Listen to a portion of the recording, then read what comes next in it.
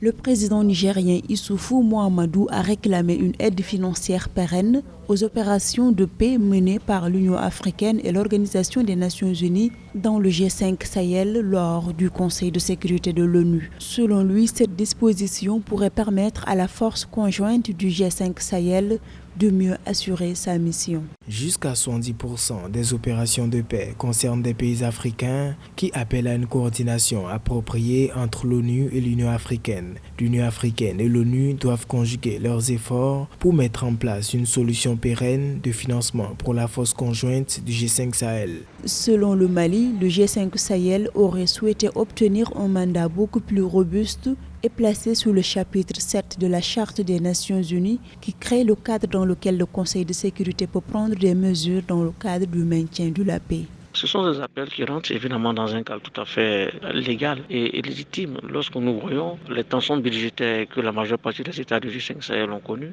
c'est donc alors une impérieuse nécessité pour la communauté internationale, notamment les Nations Unies, d'accompagner le G5 Sahel. Les difficultés de financement du G5 Sahel sont parties essentiellement de l'administration américaine avec le président actuel Donald Trump. À noter que les États-Unis opposent jusqu'à présent un refus contre le financement de cette force anti-djihadiste par l'ONU.